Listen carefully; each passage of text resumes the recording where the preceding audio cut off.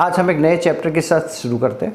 Chapter का नाम है magnetic effect of electric current, class 10, chapter number 13। इसके पहले हमने चैप्टर नंबर 12 सीखा था इलेक्ट्रिसिटी, और उसमें हमने पूरे एक सीरीज बनाई थी और उसके अंदर सारे बुक के पॉइंट को हमने लिया था with example, with extra question. आपने अभी तक मेरे चैनल को सब्सक्राइब ना किया तो फिर सब्सक्राइब कर दीजिए और लाइक कर दीजिए, और आपको कोई भी प्रॉब्लम हो, कोई डाउट्स हो तो हम सॉल्व कर पाएंगे। आज फ्रेंड्स मेरे चैनल को सब्सक्राइब करिए, और इसी चैप्टर की भी हम फिर सीरीज बना रहे हैं। कई बच्चों का कहना है कि चैप्टर हार्ड है, तो हम उसके पॉइंट टू पॉइंट और पेज टू पेज आगे जाएंगे और सारे पॉइंट को हम इंक्लूडेड करके एक नया वीडियो बनाते हैं। और आज बच्चों स्टार्ट कर रहे हैं chapter number 14, magnetic effect of electric current. तो यह फ्रेंड्स मैं स्टार्ट करने जा रहा हूँ effect of magnetic effect of electric current. Students, हमने प्रीवियस लेक्चर के अंदर बताया था इलेक्ट्रिसिटी, और इलेक्ट्रिसिटी के अंदर हमने पढ़ा था इलेक्ट्रिक करंट की कुछ इफेक्ट होती है। तो एक हमने पढ़ा था हीटिंग इफेक्ट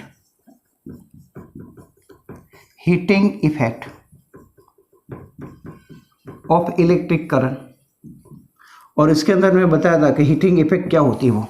तो आपने अगर ना देखा हो तो मेरे वीडियो को आगे के चैप्टर के देख लीजिए, तो आपको समझ में आ जाएगा heating effect of electric current. आज हम बात करते हैं एक नया point, magnetic effect of electric current. Magnetic effect of electric current. अब ये क्या है? तो इसको कई लोग बोलते हैं मैग्नेटिज्म। अब here meaning of magnetic effect of electric current या मैग्नेटिज्म। तो इस बात को समझाने के लिए मैक्सवेल, एम्पियर, लिविंगस्टन, लॉरेंस और स्टूडेंट्स बायो-सावर्ट, इस सारे साइंटिस्टों ने मिलकर एक नई फिजिक्स के अंदर ब्रांच बनाई और जिसको नाम दे दिया magnetic effect of the electric current. और उसके अंदर सबसे ज़्यादा है हांस क्रिश्चियन ओस्टेट। तो ये साइंटिस्टों ने मिलकर इस बात को समझाया कि इलेक्ट्रिक करंट की मैग्नेटिक इफेक्ट क्या है। तो ये बात समझने से पहले हम देखते हैं हमारा डे टू डे लाइफ, हम देखते हैं हमारे घर के अंदर कई अप्लायंसेस यूज़ करते हैं। टेलीविज़न है, फैन है, ओवन है। हम बात करते हैं कि हमारे घर के अंदर मिक्सर ग्राइंडर होता है, ब्लेंडर होता है, वॉशिंग मशीन है। यहाँ हम बात करें कि मैग्नेटिक ट्रेन आई है। अभी आप मेडिकल के अंदर जाओ तो मेडिकल के अंदर MRI यूज़ करते हैं, या हम प्लेन की बात करें, स्पीकर की बात करें, हम सेलफोन की बात करें, माइक की बात करें, तो इस सब के अंदर this is the magnetic effect of electric current है। तो इस चैप्टर की हम चीज़ें पढ़ते जाएंगे। इलेक्ट्रिक मोटर या इलेक्ट्रिक जनरेटर है, it is also the application of the magnetic effect of the electric current, या इट्स कॉल्ड द मैग्नेटिज्म। अब यह एक बात समझने से पहले मैं आपको बता देता हूँ कि मैग्नेट क्या है। तो एक छोटी सी हिस्ट्री आपको बता देता हूँ कि what is meaning of the magnet. तो हियर स्टूडेंट्स आप समझ पाते होंगे कि मैं शुरू करने जा रहा हूँ। तो पहले आपको एक थोड़ा डिटेल में आपसे ले जाता हूँ। पहले मैं आपको स्पीड में थोड़ा सा रिवाइज करवा देता हूँ और फिर इस पॉइंट पर वापस ला देता हूँ स्टूडेंट्स। तो यहाँ हमारी बात है कि मैग्नेट क्या होता है, क्योंकि इस चैप्टर के अंदर मैं सबसे ज़्यादा वर्ड यूज करूँगा मैग्नेट। तो यहाँ मैग्नेट देखते ही आपको याद आ जाता होगा कि मैग्नेट होता क्या है। आप बचपन में इसके साथ खेले भी होंगे। कई बार आपने देखा होगा कि आयरन की हम पिन बोलते थे, पिन के साथ अट्रैक्ट भी किया होगा, और कई जादू मंत्र भी किए हुए। ये चैप्टर जादू मंत्र जैसा ही है, बिल्कुल ईजी है। आप बच्चों समझते रहिए और बिल्कुल आपको समझ में आ जाएगा। पॉइंट टू पॉइंट बच्चों ध्यान रखिए, मैग्नेट क्या है। तो मैं इसकी बात करता हूँ। तो मैग्नेट वर्ड कहाँ से आया, वहाँ से आपको ले जाता हूँ। तो बच्चों 600 BC and here a Greece के अंदर बच्चों एक एरिया था आइसलैंड, उसको बोलते हैं मैग्नेशिया। तो मैग्नेशिया एक आइलैंड था और वहाँ लोग जाते थे, शेपर्ड लोग जाते थे अपने एनिमल्स को लेके, और वहाँ उनका कहना था कि वहाँ एक पत्थर अलग अलग आए हुए थे। उस पत्थरों के साथ उनके जो सैंडल थे, तो सैंडल के नीचे आयरन की जो नेल थी वो चिपक जाती थी। कई बार उनके पास स्टिक होती थी और उसके नीचे आयरन की गोल रिंग लगाई होती, वो भी चिपक जाती थी। वो फोर्स देके खोलते थे फिर चिपक जाती थी।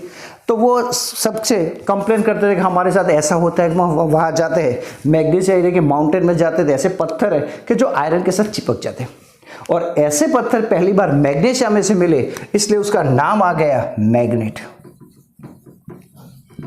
मैग्नेट, तो ये मैग्नीशिया एरिया में से मिला, इसलिए उसको बोलते हैं मैग्नेट। अब ये मैग्नेट होता क्या है, तो पहले तो बात करते हैं कि इस मैग्नेट कितने टाइप्स के होते हैं। तो मैग्नेट नेचुरली भी होते हैं और आर्टिफिशियल भी होते हैं। अभी हम सिर्फ बात करते हैं नेचुरली मैग्नेट कितने होते हैं। तो मैग्नेट अलग अलग टाइप के उसके शेप के आधार पर होते हैं। तो हम ऐसा कोई मैग्नेट हो तो इसको बोलते हैं बार मैग्नेट, और इसके अंदर दो पोल होते हैं, नॉर्थ और साउथ। दूसरा एक पोल होता है ऐसा, इसको बोलते हैं हॉर्सशूज मैग्नेट। आप शायद प्रीवियस क्लास के अंदर पढ़ेंगे, एक एन होता है और एक एस होता है। ऐसा एक और मैग्नेट होता है जिसको हम बोलते हैं सिलेंड्रिकल मैग्नेट, ऐसा भी होता है। डी शेप के भी मैग्नेट होते हैं, तो इसके अंदर भी एन और एस होता है। और यहाँ एक ऐसा भी मैग्नेट होता है और जिसको बोलते हैं हम नीडल मैग्नेट, इसके अंदर भी एन और एस होता है। It's called the needle magnet. तो this is the types of the magnet. अब यहाँ फ्रेंड्स और भी बात करते हैं कि मैग्नेट के बारे में क्या होगा। तो मैग्नेट के साथ कौन अट्रैक्ट करता है, तो मैग्नेट के साथ जनरली आयरन, कोबाल्ट, निकल, स्टील, ये सब मैग्नेट के साथ अट्रैक्ट करते हैं। आप आयरन जानते हैं बच्चों, कोबाल्ट उसके जैसा ही होता है, जैसे हमारे रेल ट्रैक होते हैं जो कोबाल्ट के बने होते हैं, जिसके अंदर इम्प्योरिटी डालते हैं आयरन के अंदर, हम तो इसको बोलते हैं कोबाल्ट। इसके बाद यहाँ निकल और स्टील, वो भी मैग्नेट के साथ अट्रैक्ट करते हैं, और बाकी की चीज़ें मैग्नेट के साथ अट्रैक्ट नहीं करती। अब यहाँ बात करते हैं और कि ये जो मैग्नेट होता है, तो यहाँ मैं एक बार मैग्नेट लेता हूँ, इसको बोलते हैं बार मैग्नेट, और यहाँ पर एन और एस। अब यहाँ आप जानते हैं कि आयरन की छोटी सी पिन मैं लेता हूँ, आयरन की छोटी सी, तो ये आयरन की छोटी पिन को यहाँ अट्रैक्ट नहीं करता, पर यहाँ आयरन की छोटी की पिन को रख देता हूँ तो अट्रैक्ट करता है। तो इसका मतलब क्या, तो इसकी इफेक्ट इतने एरिया में होती है। तो इतने एरिया को क्या बोलते हैं, मैग्नेटिक फील्ड। तो मैग्नेटिक फील्ड क्या बोलते हैं, तो हम बोलेंगे a region around magnet in which magnetic effect can be detected। तो जितने एरिया में इस मैग्नेट की इफेक्ट होती है उतने एरिया को हम क्या बोलते हैं, मैग्नेटिक फील्ड। तो ये उसका मैग्नेटिक फील्ड इतने एरिया में होता है। अब ये मैग्नेटिक फील्ड को कैसे बताते हैं, तो magnetic field is denoted by the capital letter B, और इसको यूनिट क्या है, तो सपोज आप मास मेजर करते हैं केजी में, टाइम मेजर करते हैं सेकंड, मिनट या आवर। इसी तरह ये जो मैग्नेट है, तो magnetic field is denoted by B, और इसका यूनिट है, ये आपके बुक के अंदर नहीं दिया पर बच्चों को आपको समझाने के लिए टी बोलते हैं, उसको बोलते हैं टेस्ला। इसका यूनिट टेस्ला है। अब यहां मैग्नेट कितनी चीजें होगी, तो कई चीजें हम मैग्नेट समझते हैं, कौन सी होगी, तो मैं सिंपल बता, अभी तो हम पढ़े, पर और भी बता दूं, तो हमारी अर्थ है वो भी वन टाइप ऑफ मैग्नेट है, तो इसका फील्ड होगा, तो इसका फील्ड है 10⁻⁵ टेस्ला। बच्चों ये 5 सेंटीमीटर का अगर मैं बार मैग्नेट लेता हूं तो उसका मैग्नेटिक फील्ड कितना होगा, तो 5 सेंटीमीटर का मैं मैग्नेट ले लूं तो उसका मैग्नेटिक फील्ड होता है 0.001 टेस्ला। हमारी बॉडी कितना मैग्नेटिक फील्ड बर्दाश्त कर पाती है, तो ऐसा कहा जाता है 0.5 से लेके हम 8 टेस्ला तक के मैग्नेटिक फील्ड को बर्दाश्त कर पाते हैं। अगर उससे ज़्यादा होगा तो बॉडी के अंदर कुछ खामी आ जाती है, और ये सबके लिए स्किल सही नहीं। अभी हम बोलते हैं एमआरआई करते हैं, एमआरआई क्यों करते हैं, तो आप जानते होंगे कि हमारे बॉडी के अंदर जो टिश्यू है या सब टिश्यू है उसको अच्छी तरह डिटेक्ट करने के लिए, समझने के लिए, उसमें कुछ फॉल्ट आया है, वो टूटी हुई है, कुछ हुआ है, ब्रेन हेमरेज हुआ है तो उसके अंदर कोई चीज़ टूटी हुई है, कोई हमारी सब टिश्यू टूटी हुई है नहीं, वो सब देखने के लिए वो एमआरआई करते हैं। और एमआरआई के अंदर होता है 0.5 से लेके 3 टेस्ला तक, उतना मैग्नेटिक फील्ड होता है, और उससे हम ये चीज़ें समझ पाते हैं। तो यह फ्रेंड्स, ये हम मैग्नेट के बारे में समझे। एक और बात समझ लें, मैग्नेट के अंदर 2 पोल होते हैं, एन और एस। तो यहाँ आप देखते हैं कि एन और एस होते हैं, दो पोल। और एक और बात समझता है, मैग्नेट का यूज क्या होता था।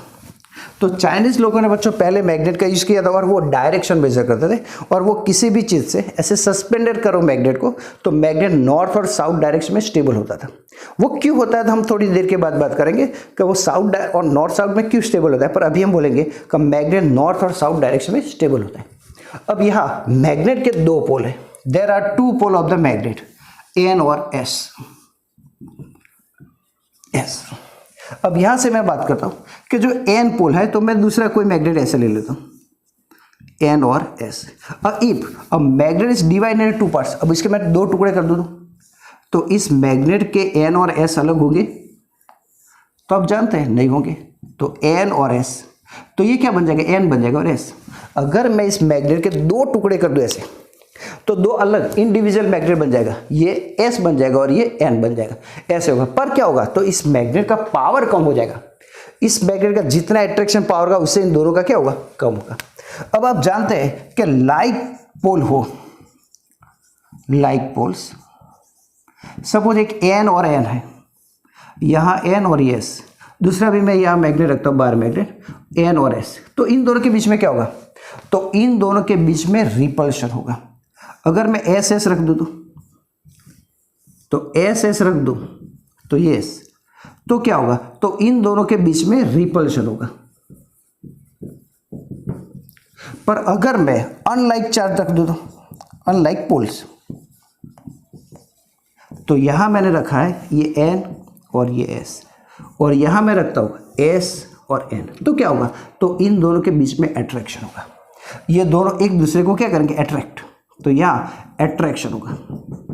अगर ये एस होता और ये एन होता तो भी अट्रैक्शन होता। और एक दूसरी बात कि मैग्नेट अगर मैं, तो इसका सबसे ज़्यादा मैग्नेटिक पावर कहाँ होता है, तो पोल्स पर होता है।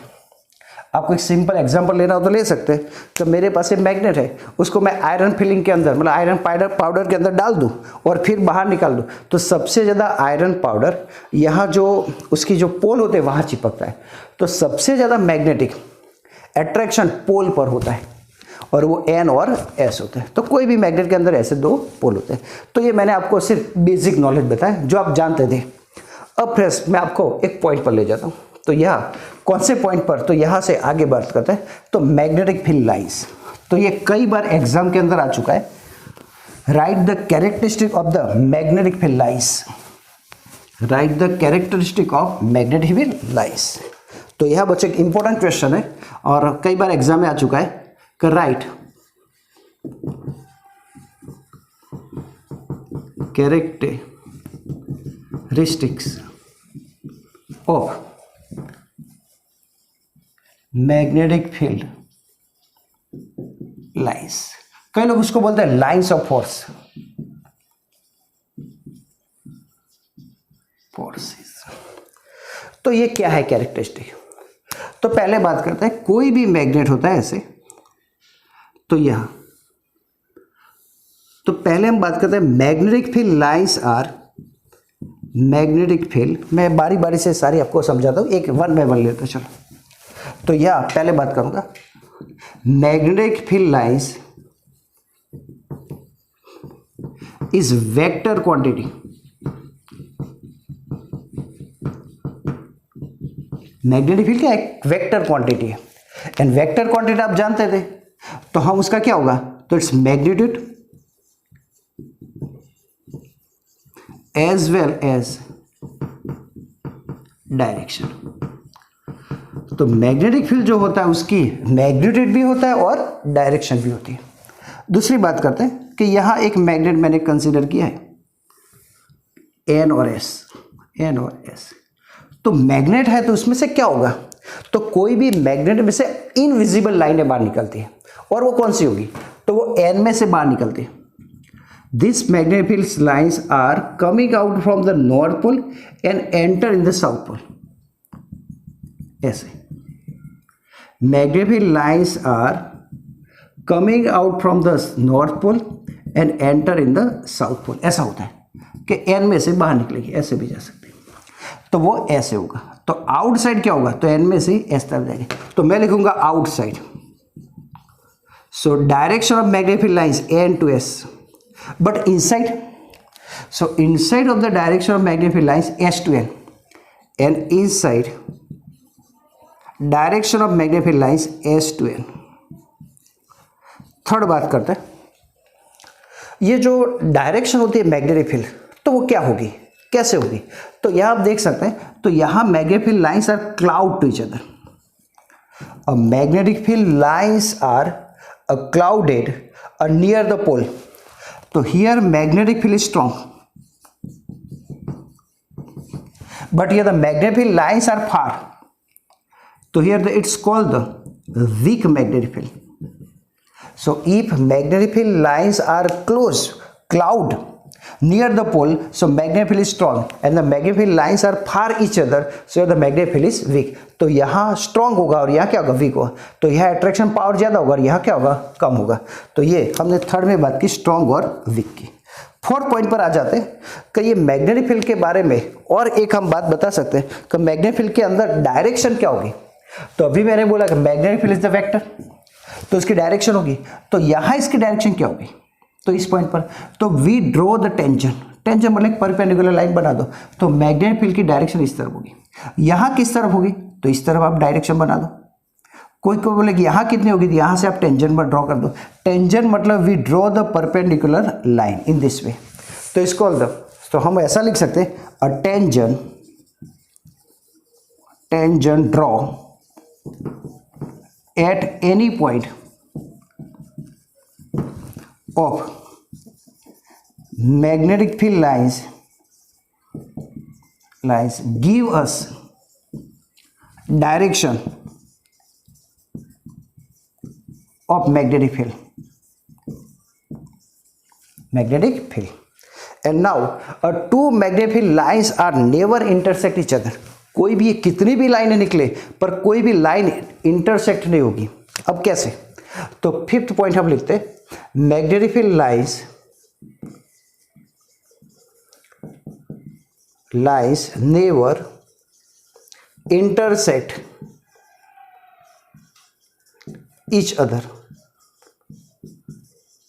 अब एक बात समझते हैं कैसे, तो आप ऐसा समझो कि एक मैग्नेटिक फील्ड लाइंस ऐसे आई, ऐसे, और दूसरी मैग्नेटिक फील्ड लाइंस ऐसे आई और ये ऐसे आई, तो ये दोनों यहाँ इंटरसेक्ट हो रही है इस पॉइंट पर, तो यहाँ उसकी ऐसा हो सकता है, तो हम बोलेंगे नहीं होगा। कैसे, सिंपल बात समझो, मैं एक ऐसा समझो कि इस तरफ इसका टेंजेंट ड्रॉ करूँ तो इस तरह होगा, इसका टेंजेंट ड्रॉ करूँ तो कुछ इस तरफ आएगा, तो यहाँ दो डायरेक्शन किसी एक की हो सकती है, तो नहीं हो सकती। एक और तरीका है कि आप एक नीडल मैग्नेट रखो या मैग्नेटिक कंपास को यहाँ रखो, तो किस तरफ जाएगा, तो वो इस तरफ जाएगा या इस तरफ जाएगा, दोनों डायरेक्शन में जाएगा। तो यहाँ मैग्नेटिक नीडल का जो कंपास होगा वो कोई एक ही डायरेक्शन शो करेगा, दोनों नहीं करेगा। तो यहाँ हमें ऐसा कह सकते हैं, two magnetic field lines are never intersect each other. तो यहाँ friends, a characteristic of the electric field lines is called the sometimes name is the lines of the force. तो ऐसा कहा जाता है। बच्चों, आज के लेक्चर में हम इतना ही बात करेंगे। नेक्स्ट लेक्चर के अंदर बच्चों हम बहुत एक इंटरेस्टिंग बात करेंगे और कुछ हिस्ट्री आपको भी बताएंगे कि ये ऐसा क्यों हुआ, इसका यूज क्या है प्रैक्टिकल लाइफ में, और यहाँ से कुछ नयापन कैसे आया और फिजिक्स को एक नई डायरेक्शन मिली। और वो फिजिक्स में हम पहले इलेक्ट्रिक करंट से सिर्फ बल्ब को ही ऑन करते थे, थॉमस अल्वा एडिसन ने, पर यहाँ उसके बाद एक साइंटिस्ट ने हमें कुछ बहुत अच्छी बात बताई और हम बात करेंगे ऑस्टेड एक्सपेरिमेंट की। तो यह नेक्स्ट लेक्चर के अंदर मैं बात करूंगा राइट हैंड थंब लॉ और ऑस्टेड एक्सपेरिमेंट की। तो थैंक यू वेरी मच। आज के लिए बच्चों इतना ही। Good day.